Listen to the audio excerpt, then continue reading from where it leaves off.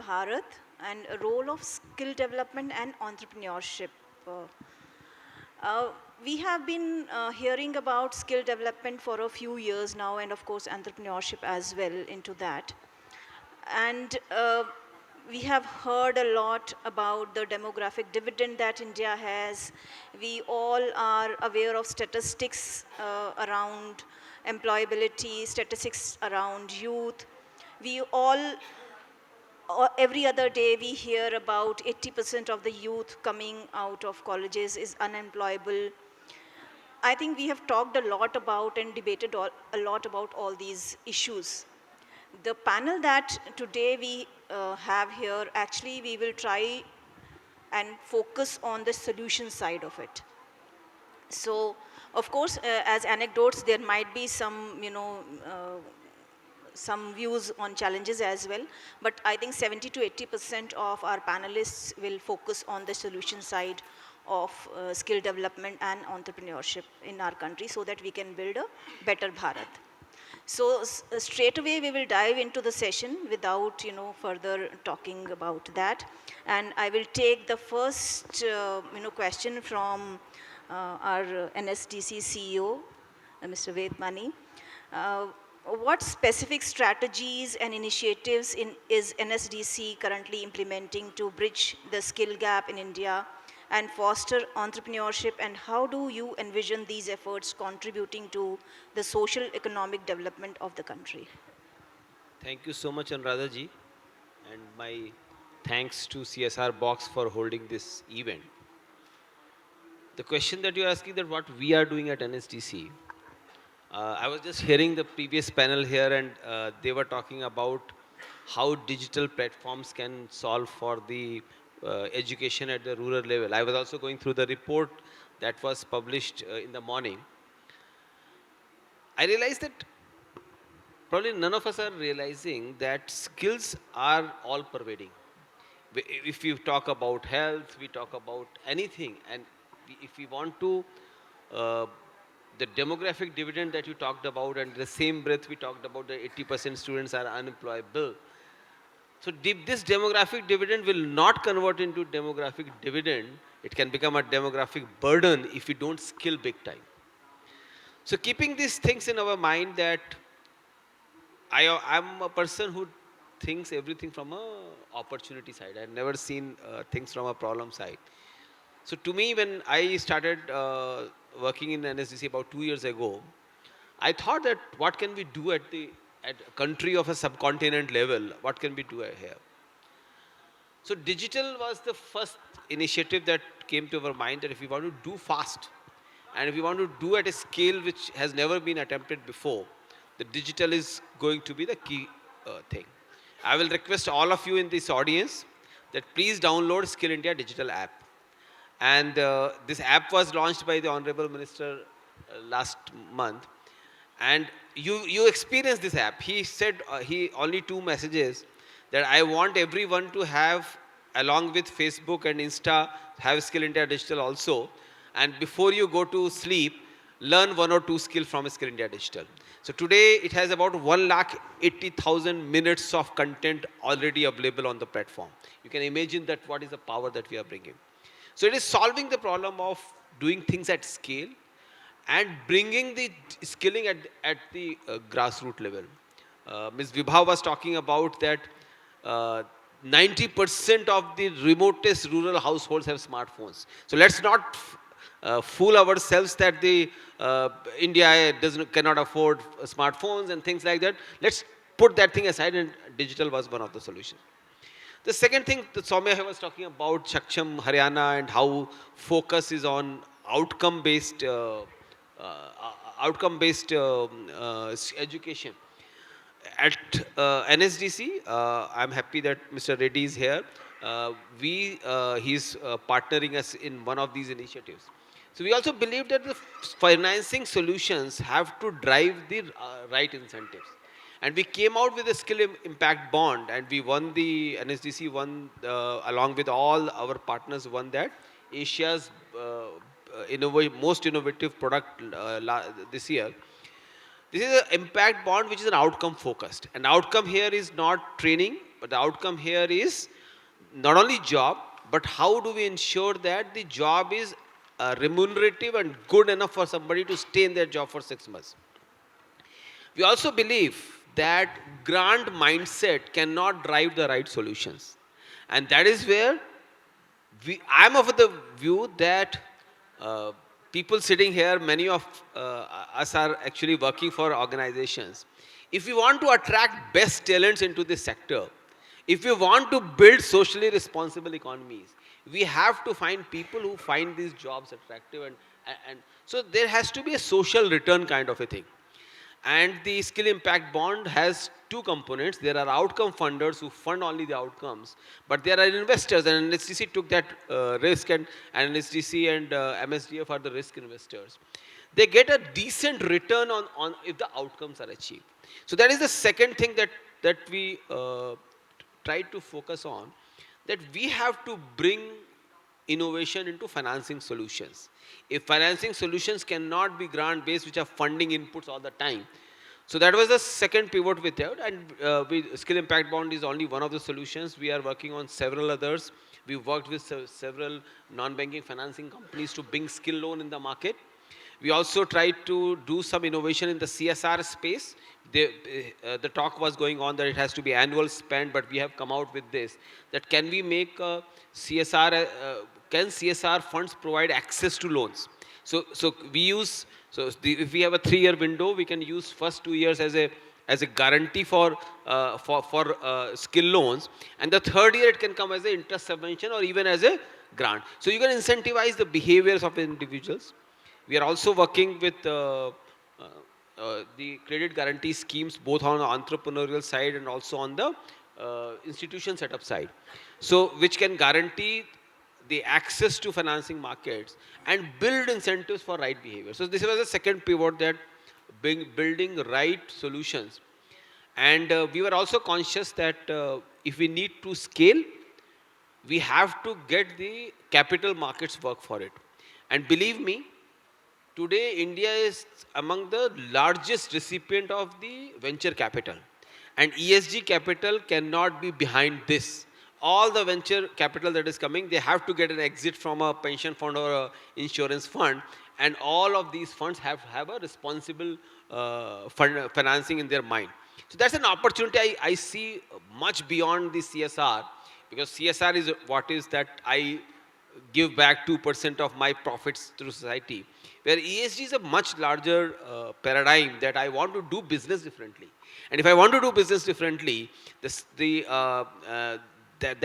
skills actually help your business grow, because you bring, if you skill people, you get more productive people and things like that.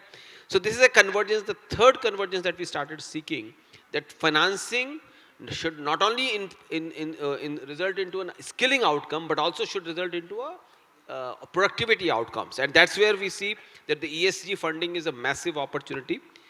And to scale that, but what we need is that we have to have a robust reporting mechanisms. If we see the capital markets, there's very strong, despite every decade we see one scam, but still the markets have strong reporting mechanism. So social stock exchange is one area where we are working with BSE and NSE both, that we can get people to, the whole globe to invest into this. So financing innovations is the second thing that we did. The third intervention that we saw, as you were saying, that 80% of the graduates are unemployable. Today, India does not have a dropout problem. We have 100% of our students are taking admission in the primary schools. But our GR at the higher education level is in 28%, and government is working, will improve that. But do we need everybody to go to higher education? Why should we not design pathways for those who want to come early into this? So we worked on policy and regulatory reforms. Happily, our Honorable Prime Minister decided that the education and skill minister has to be the same. So Dharmendra Pradhan ji has made all of us to sit together. The National Credit Framework is one instrument. I think nowhere in the world you find an instrument which allows you to accrue credits to your academic banks. The idea of academic bank is, I think India is unique. You can accrue your credits into an academic bank, whether you are pursuing an education, or you are pursuing a skill-based course, or you are at the work. It's a three-dimensional framework. So this integrates beautifully. So this is a major policy reforms. We also brought in a national curriculum framework reforms. Now, for higher education, you need to have only 60% of credit from your core majors. 40% of your credits can actually come from your minors and skill-based courses. That's a major reform, and you can imagine the size of the skilling market that it opens up. And the fourth area, so this was a policy regulatory intervention that we did. The fourth area was an institutional connect. So today, if you see the National Credit Framework, the apprenticeship interventions, the internship, we are integrating the educational institutions with the workplaces. And last but not the least, we believe that this next 25 years, as our Prime Minister calls, that Amrit Kal belongs to India. India, if we did some number crunching, if India continues to grow at 6.5% real, we will be a $35 trillion economy. And our per capita will be around $25,000, where today we are at $2,500. But if we don't skill people big time, then there will be massive disparity, and that skilling becomes an imperative. But look at the opportunity, $35 trillion economy. But the even bigger thing is the demographic dividend that we are talking about. India's median age today is 28, full decade lower than China. That means every fourth incremental worker in the global workforce, which is going to add about 100 crore people in next 25 years, every fourth incremental addition to global workforce is going to be an Indian. So our claim is not on the $35 trillion domestic economy. Our claim is on the 1/4 of the incremental economy that is coming up. And this is a knowledge economy that we are talking about.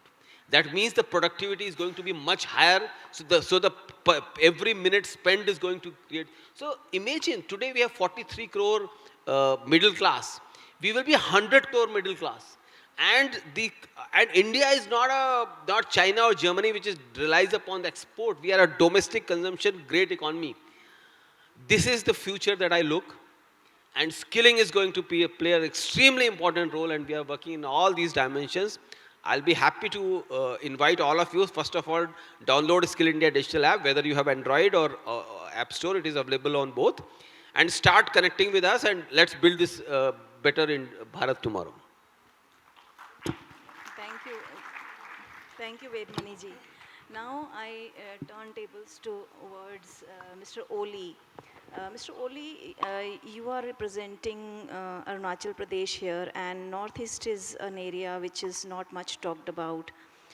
It has been recently in news, not for so right reasons. But we would like you to throw some light on what are the initiatives that government is doing, not just only for the skill development, but entrepreneurship as well, and some initiatives that we were discussing backstage around women empowerment as well. So if you can throw some light on the positive side of it, please.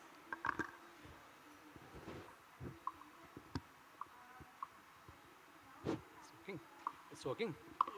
Yes. Good evening, everybody. Thank you, National Employment Skill Development Corporation and ESG Forum for bringing me here to highlight my state and my region, Northeast India, a very much part of India before you. Actually, Northeast India has been known for some other wrong reasons in many times. Actually, Northeast India is a very beautiful place. We're laughing with Himalaya, Brahmaputra River, and many other rivers along it, and beautiful hill slopes and greenery all around.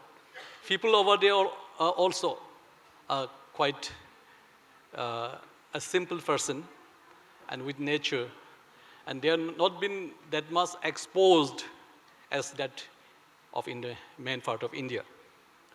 But youths, we are having around 2 crore plus youths of around 15 to 35 years age, And we are having around 33 millions of population and 2.5 lakhs square kilometer of land of this beautiful country, and we are having 8% of the total land value of Great India. But instead of having all this, the level of development, the level of investment, the level of industrial revolution, the level of education, and level of exposure, investment is far lacking behind. Maybe reason for many other regions. You can just compare our state with Punjab, Haryana, or any other state. The agricultural revolution, the industrial revolution has taken place in South India some 50 years back, some 35 years back. But still now, Northeast need to see the industrial revolution, the light of industrial revolution. We say about the CSR schemes and all. Since our college time, we're hearing about CSR, Corporate Social Responsible Act and all.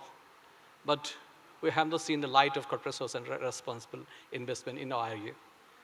Youths are out of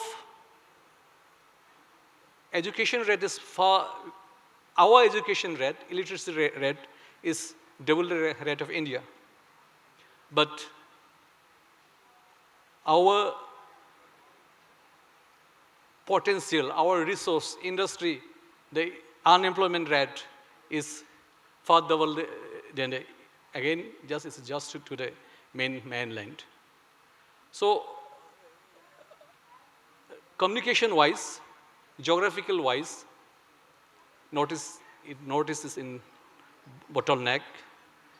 And now this government only has put up so much of highways, beautiful highways. You can go up to the Chinese border from Assam. We are having 4 airports, new airports in Arunachal Pradesh. The Boeing flight can land directly to Itanagar from Delhi. So things has been changed now. But communication has been vastly improved now only. You can see huge numbers of national highways being constructed by the government of India. Mr. Ole, sorry for interrupting you. I would like to kind of, focus you.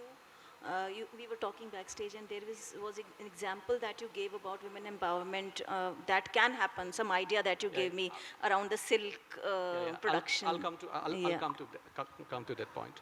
But it just always says that if you want to make your enemy's nation weaker, you should make the youth weaker. So we're having very highly potential enemy all around us, especially in Northeast and Arunachal Pradesh. We are border with China. In North, we are border with Myanmar, Bhutan in East. We are border with Bangladesh. We are border with Bhutan. And unfortunately, some sort of course, in Arunachal Pradesh and many other states, it is our natural traditional practice, the cultivation of poppy. So it is our people, they are economically dependent on the poppy cultivation since time immemorial, and they are traditionally dependent on poppy cultivation. So like in Hindu community, in Shivratri, the ganjas and bangs cannot be avoided.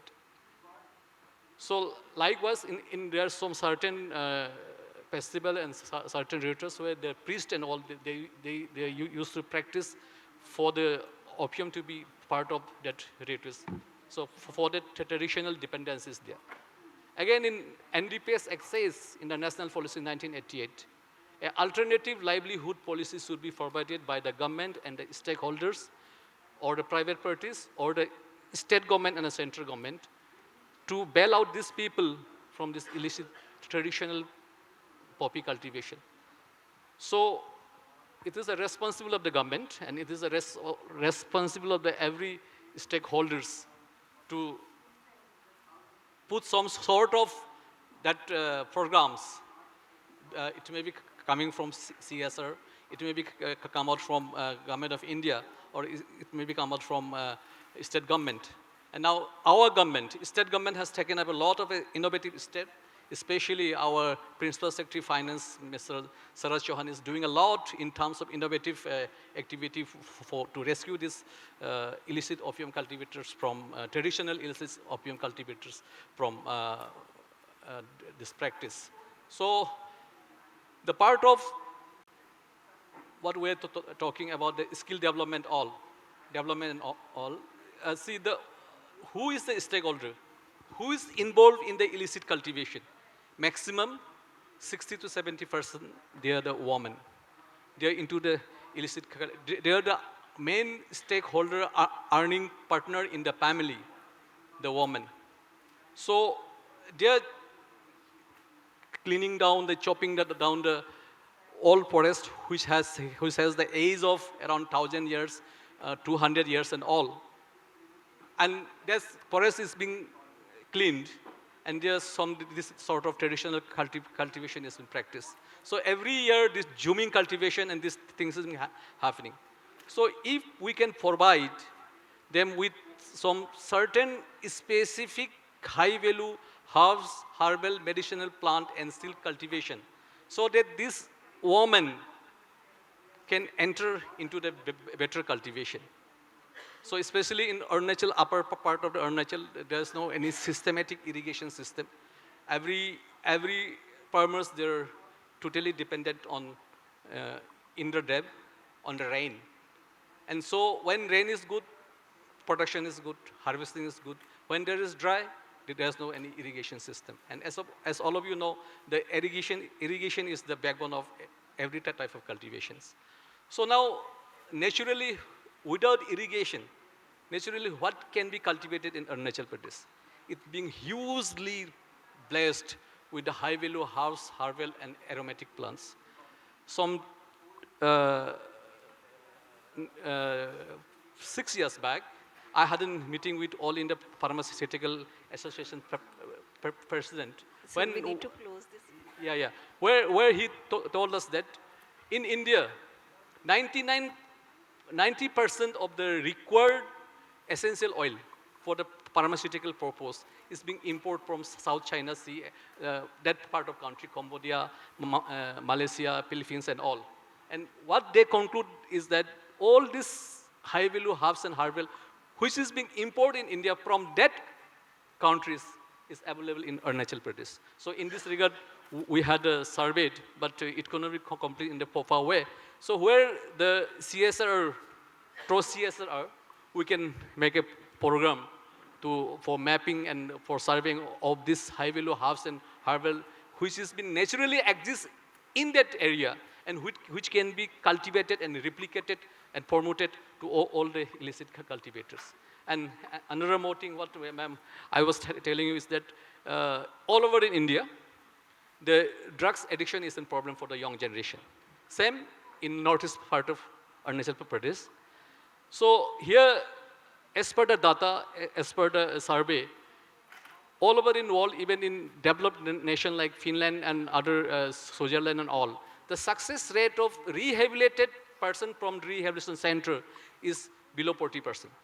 So in India, it is not totally mapped. In Northeast, it is not yet to be mapped. In Arunachal, it is not mapped for fully. So it is assumed that it would be around 30 to 20% would be the success rate, those who have been rehabilitated. So here, ladies and gentlemen, what we have found is that the nomenclature state drugs rehabilitation center is carry a big social stigma. Actually, drugs addiction has been declared as a disease by the UNDC. It should not having any social stigma. It should be having considered like an other disease. It's a psychological disease, but still then it has a huge psychological stigma. So what we were planning is that if we change that drugs rehabilitation center into institution of rejubilation and skill development center, and within the time of that 100 days, 120 days, all those addicted person shall be de-addicted, shall be detoxified, shall be rehabilitated, but within that 100 days, 120 days, we'll provide them skill development as per the caliber. Some will become mechanic, some will become driver, some will become tourist operator, some will become as per the caliber. So for this, we have the plan, we have the concept papers and everything, and where the CSR, through CSR, we can do in magic, we can do in better implementation and success rate of the drugs rehabilitation person can have a better status and image. Yes, I think that's a great idea about turning these rehabilitation centers into skill building centers where youth can come and get skilled, not just kind of go into rehabilitation. Along with that, learning skills. That's a very great idea. And even NSDC is doing what I gather is in 4 different areas, like they are going digital, having finance, innovation in financing side of it, and also having reforms in policy and regulatory, and making that institutional connect. Now, coming from that, I would come to Dr. Niladri here. Dalmia has been doing certain projects with NSDC, and particularly on the skill development side. So can you throw some more light on your experience on skilling in India and about your flagship program that you're doing with NSDC? Yeah, thanks, Anuradha. So good evening to everyone. So distinguished development fraternities, delegates, and co-travelers, and all my panelists. So it's really an opportunity to exchange the ideas, but thing is that the time is very short.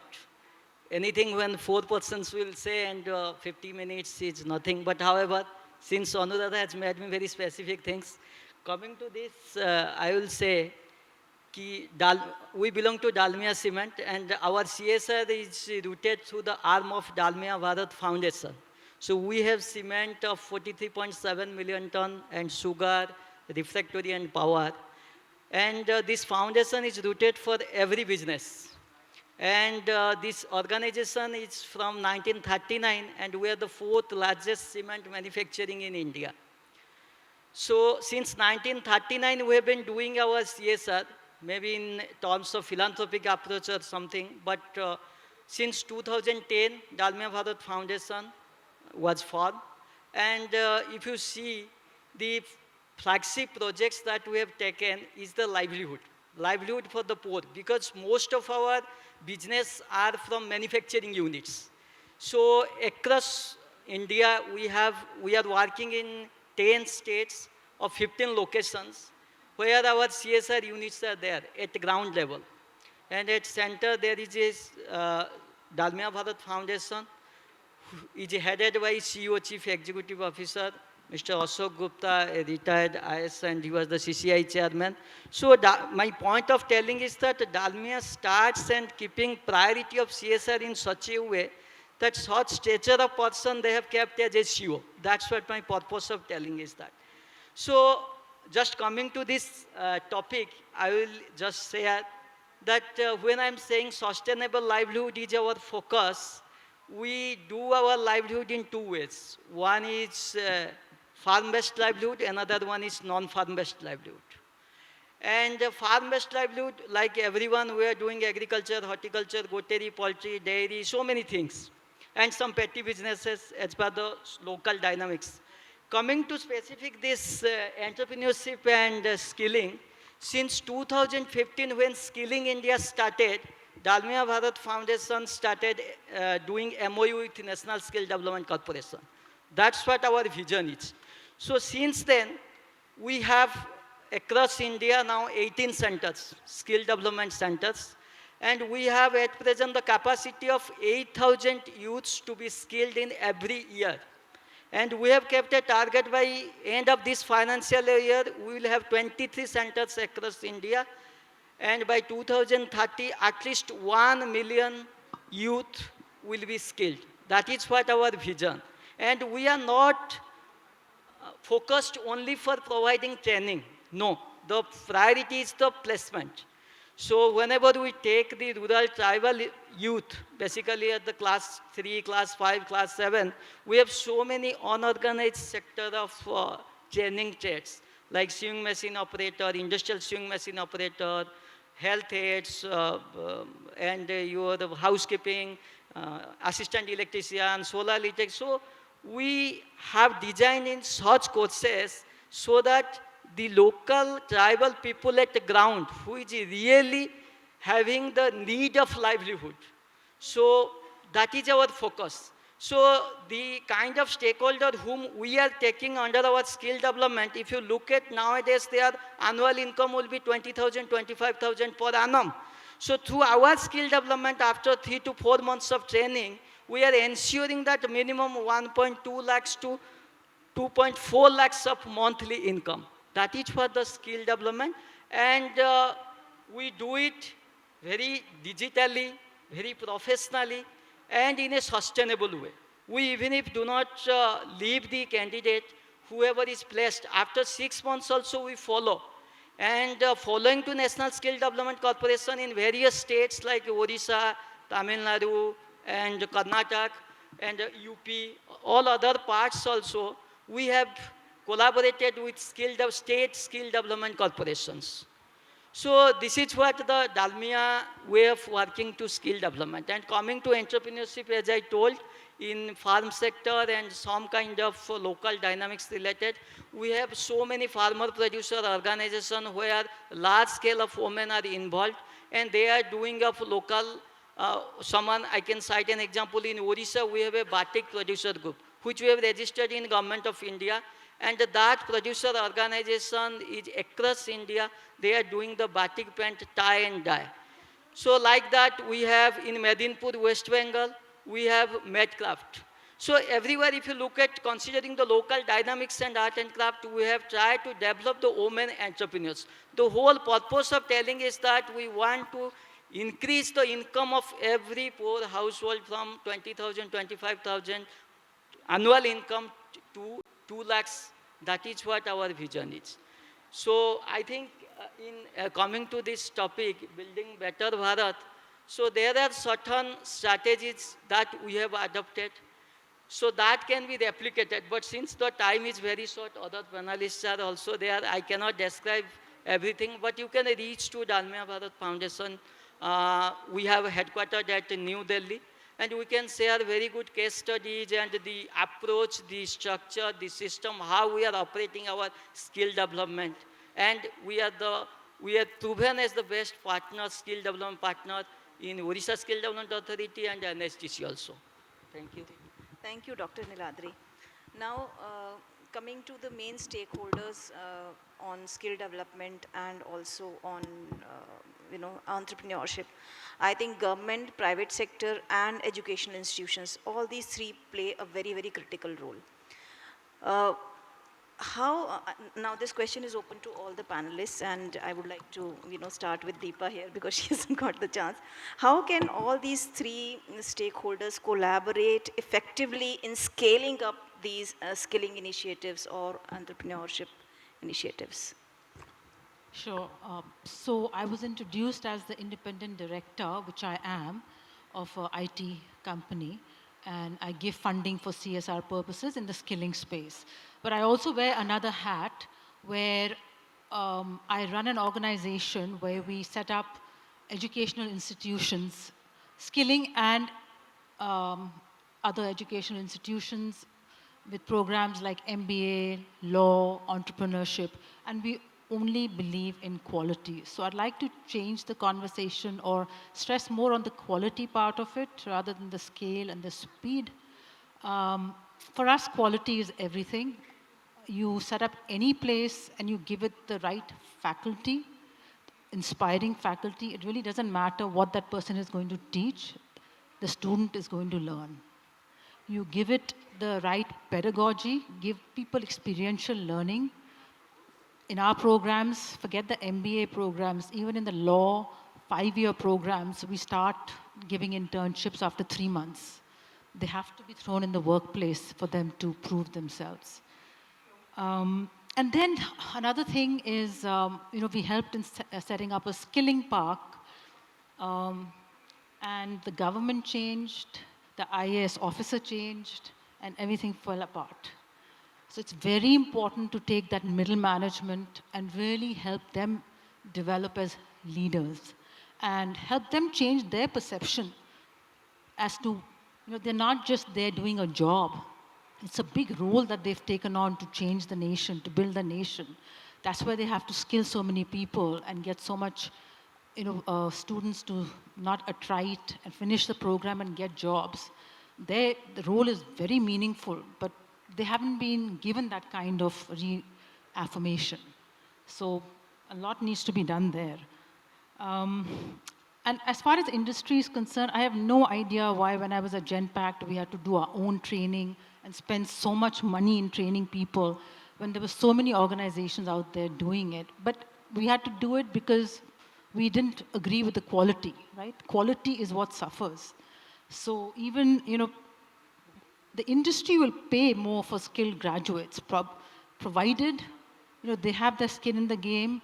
You're teaching them, the kids, the curriculum that they are looking for. There is no reason why the industry will not take them. I would love to take people from skilling parks, but I don't have the confidence right now.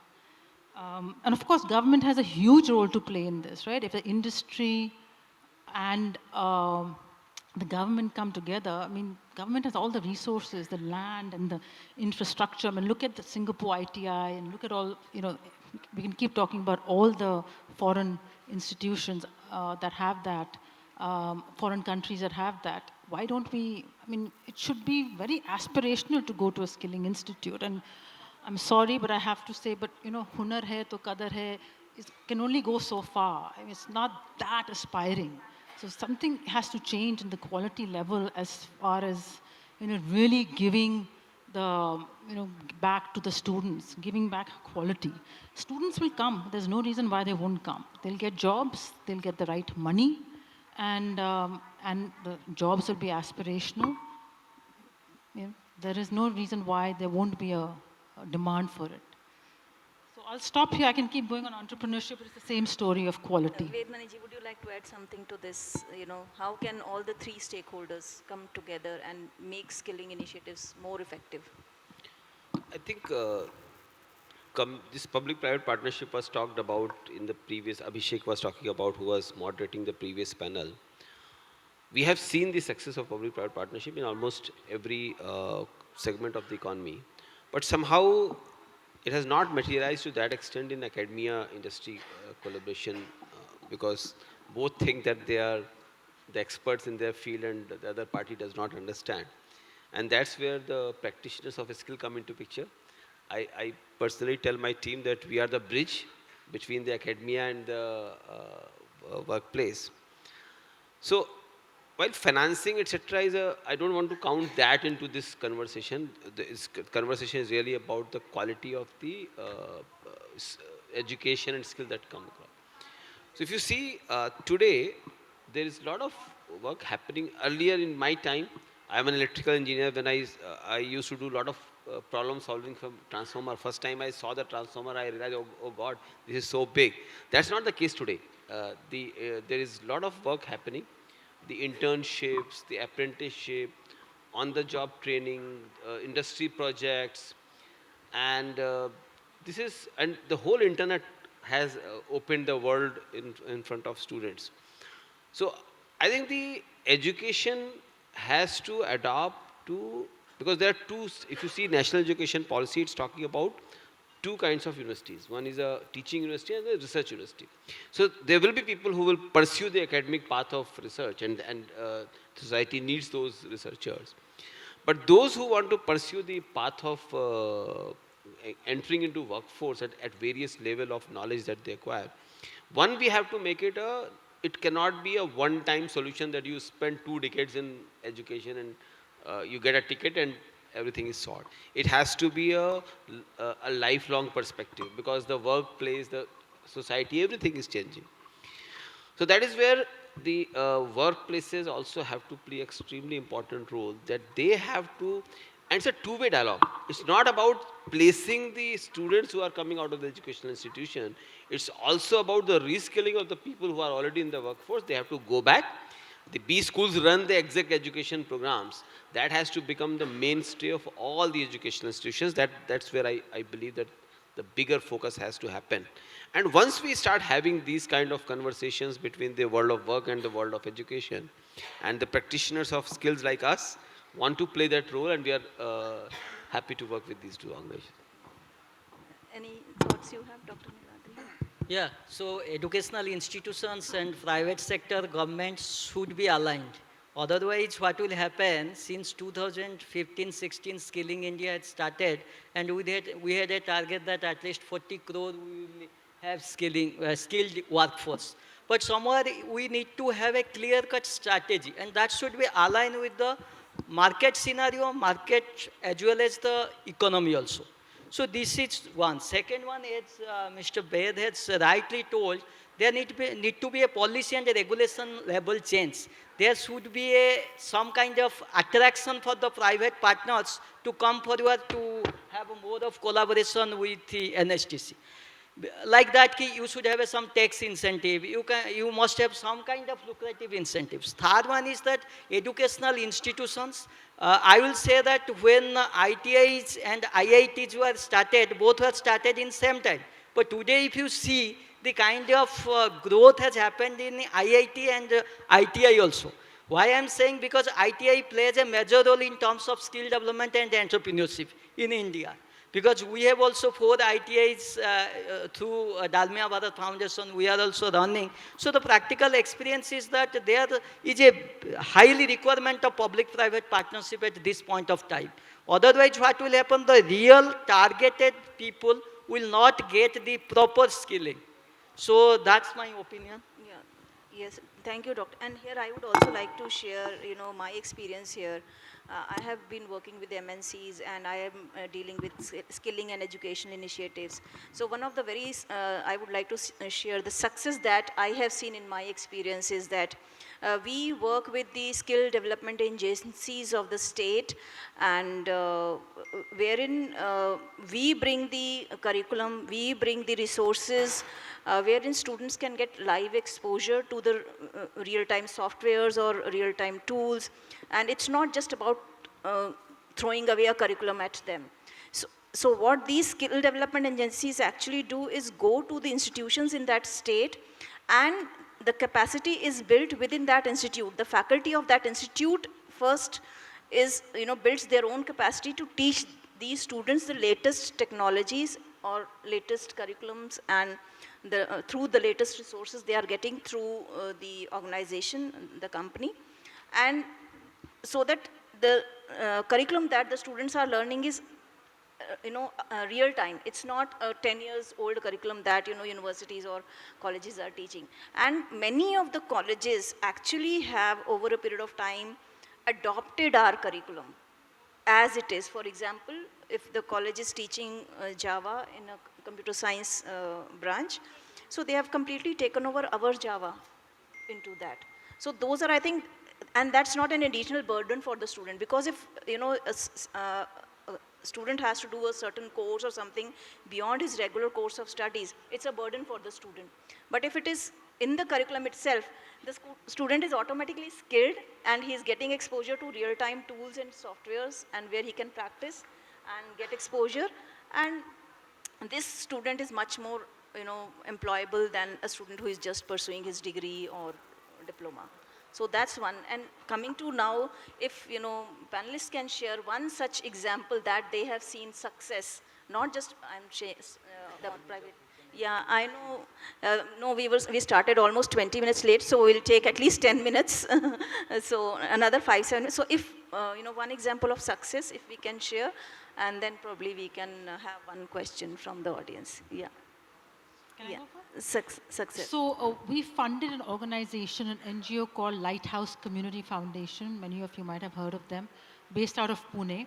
But they started a center yesterday right here in Delhi itself.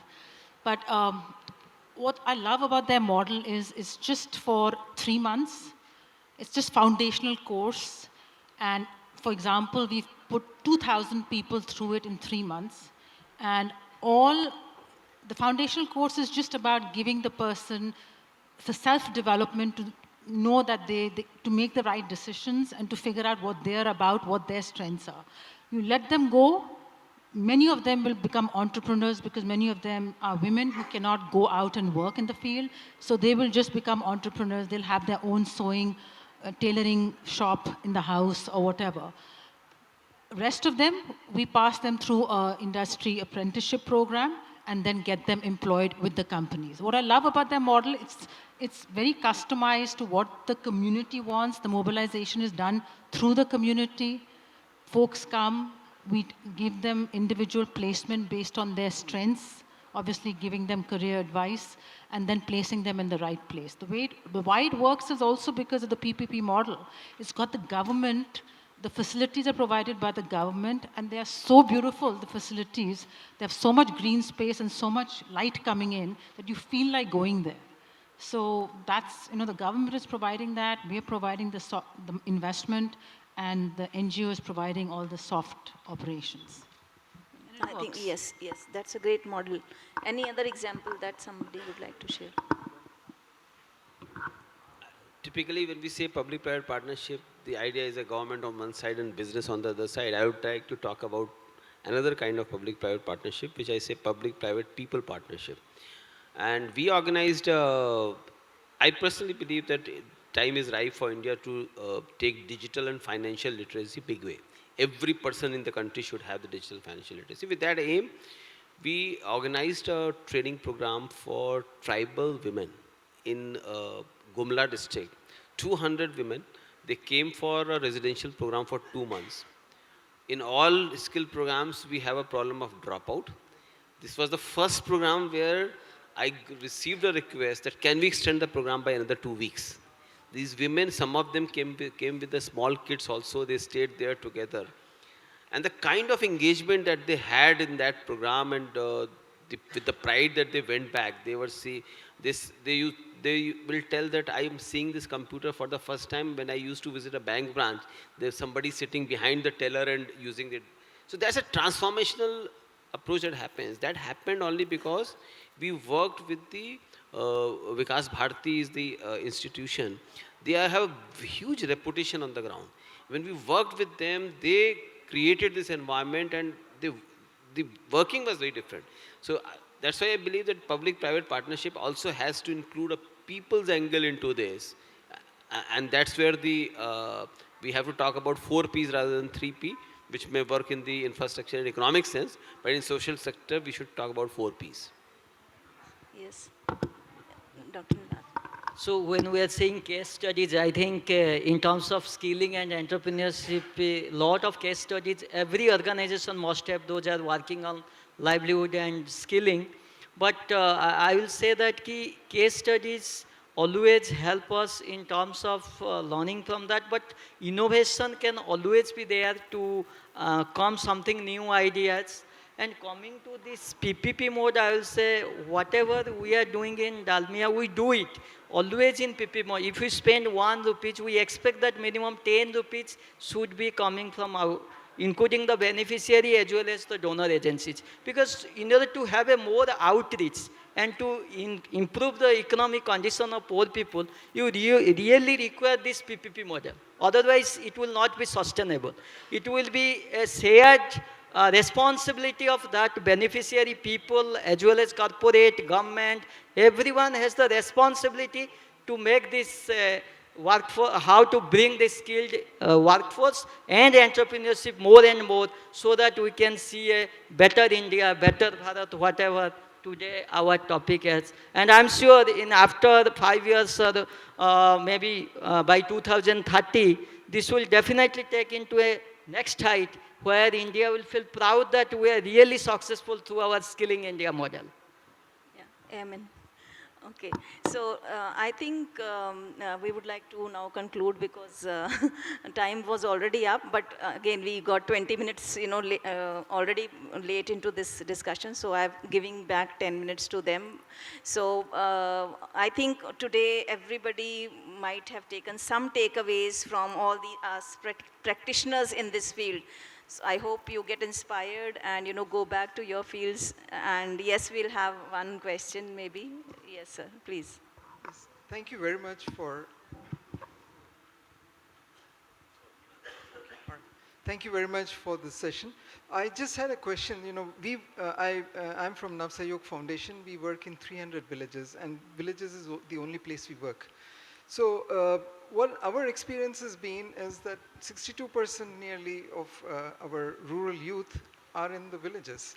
And any skilling program, really the opportunities largely from the skilling benefits are where the urban sites are, right? So the basic question is that the only opportunity, the real opportunity for the rural youth is to take to, at least some of them to take to entrepreneurship, to create a superior livelihood for themselves as well as for others around them. Now, if we really see any entrepreneurial effort requires a team of people to work together. Now, if I as a rural youth don't have well-developed life skills, that is, I'm good at self-esteem, I can communicate my idea creatively, confidently to others, I have trusted and teamed with others, I am responsible, I'm disciplined, it won't work because I'll tell them that, okay, we'll discuss this particular idea tomorrow at 10 o'clock, and then I end up there at 12:30, then we all know what will happen. Nothing happens. This has been our observation for the last 6 years. What is ailing the youth to take to superior livelihood opportunities? And that to be created in their own environment. There are vast amount of unmet needs in our villages which can be addressed by the youth themselves by creatively looking at those opportunities. Nobody has to tell them there are opportunities in urban areas. So can the life skills development, now the point is that the life skills can be developed as per research, as per organizations that have been focusing on, can only be done during the most impressionable age of children, which is the 5 years to 14 years. If any time beyond that we develop life skills, then these are only temporary shift and Let's people keep it go, short yeah, and I'll just say. we got your question, So, yeah. no, my The point local is, yeah. my point is only this, that from Skills Development Corporation, can there be a focus to support life skills development in children in the villages? Because those are the people who are most battered children, where the teachers don't have time because they're highly short in government schools. It's very acute in villages. Sir, we got and the question. Parents don't We'll have answer. the time. Let us answer now. Thank you so much. Yeah, I think very pertinent question. If you see the National Skill Development Corporation curriculum, then every trade, even if 3 months, 4 months course, there is a life skill education they have kept. So, sorry? Sorry? Yeah. Oh, for children. Yeah. Yeah, that is required. I think most of the schools now, they have started the traditional way of learning yoga, respecting the culture and value system from the own region and own locality. That has started, but it requires a lot of effort. We all should try so that it can happen. But it is required for the children at this present generation to take India into forward. That's it. Anyone else would like to share?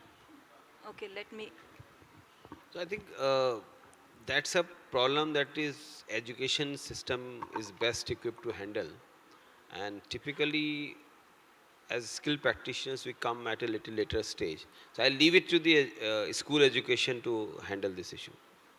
I have a different perspective. In fact, yes, I have a different. I'll just finish in 2 minutes. Different perspective.